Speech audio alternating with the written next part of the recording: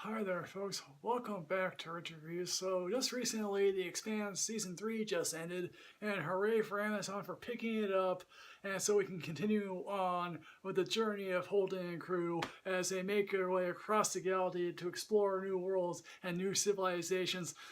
Oh yeah, sorry, this isn't Star Trek, it's the Expanse. Now in case you're wondering, I have read the first 3 books in the Expanse saga. Clearly, I am very well read and very well versed so far on this series.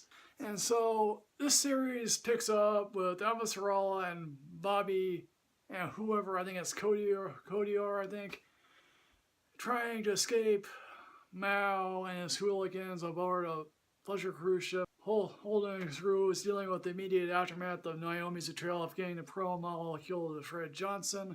And then all the while in the background, we hear about the war. Eventually do meet the meetings of the minds that are like 2 seasons of Officer Raul and Bobby meeting up with Holden and his crew.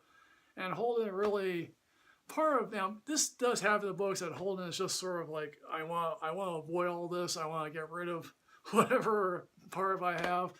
And Officer Raul is like, no, you have to do your part of this war. You may hate me, you may despise me, you may think of me as a bureaucrat, but hey, look, you are now a part of this war. We do eventually get the resolution of, Prax rescuing with his daughter, and that moment in the book of, basically, one of the main characters dying exactly his way is presented in the books. So there you go, hooray for authenticity here. And also, one of the most fascinating speeches is given by Aaron Wright, who after being confronted with his treason, and also we get introduced to a new character decision by Elizabeth Mitchell as, I don't know, Bova, I think that's her name. Even though she was introduced in the beginning of season 2, which is still Caliban's War, and he's introduced as a friend to Sorrento Gillis, and her basically saying to him, hey look, the only way you can present this war is as it being justified. And now of course when Aaron Wright is presented with the evidence that he has been committing treason, Aaron Wright gives probably one of the best rationales you can give for committing treason. Yes, it may be screwed up in my own mind the way I'm saying this. Basically he's saying, hey look, I am protecting the earth. You may hate me for doing what I'm doing, but guess what? You're shitting yourself into thinking, how will the history books remember me? Here's hoping somehow, maybe I need to read the later books, because quite frankly, I don't know if Aaron Wright does show up, but what would be interesting if Aaron Wright did show up later on. The second half of the series, amazingly enough, covers almost all of Abington's Gate, because quite frankly, the book that I read and I showed you is actually much more philosophical in nature than it is a sci-fi thing. It's a lot more descriptive narrative, and we get to meet, and apparently this show really gets some good casting because we got David Strathairn as Ashford, although I guess Mika Pika and Bull are not in this series, and that those 2 roles have been taken over by Drummer is like, yes, I hate the fact that this guy is with me here, but guess what? I have to work with you. And how their dynamic plays out is quite fascinating. Again, Naomi decides, hey look, I want to go back to my roots. Of course, that's not in the books. Now, are some of these changes interesting? I guess they have to, because quite frankly, if anything was totally representative of the book, we probably would find it boring. Although some material here presented much more better on the screen than it does on the page, yes.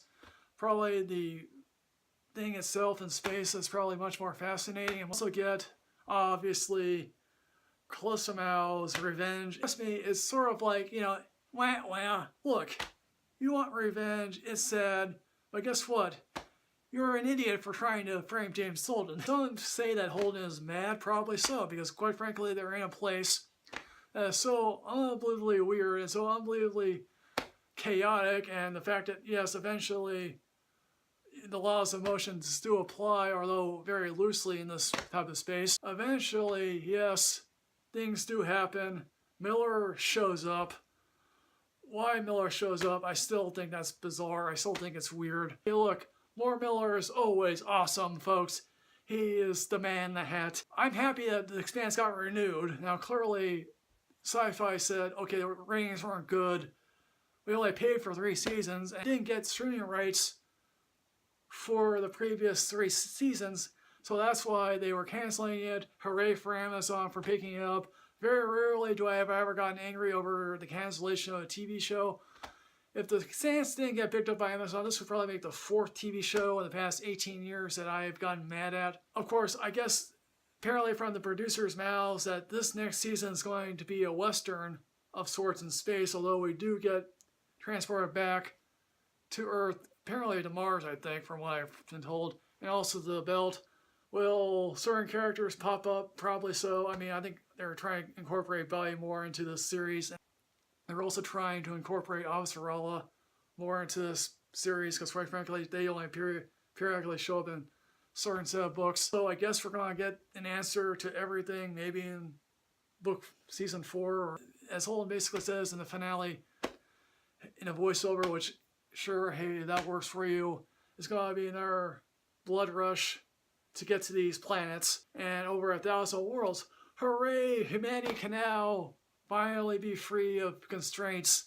Now, I think this is a relatively good season, but my problem with this season is the first season felt like a full first season. The second season, even though it's based off 2 sets of books, it feels like a whole cohesive season. This season, quite frankly, feels very much like 2 different seasons. Although I guess some people complain about that. They complain about Holden being the way Holden is in the season. I don't have a problem with that. And I guess apparently the writers for these books also are writing the scripts for the TV show. And now for the fact that it is on Amazon, there get to be no commercials. Isn't that fascinating, folks? Because quite frankly, don't we all get sick of having to watch a TV show now and go to have 15 minutes worth of commercials? Books, this thing takes over a course of a year to form. And the show is half a year. So folks, The Expanse Season 3, what did you think about this? What are your hopes for Season 4 of The Expanse? What are your hopes for another TV show that can get picked up by Amazon, by Netflix, by Hulu, or by whatever streaming services that you can think of? As always, folks, like, comment, subscribe, enrich yourself with knowledge. I will see you next time, folks. Yes, thank you very much.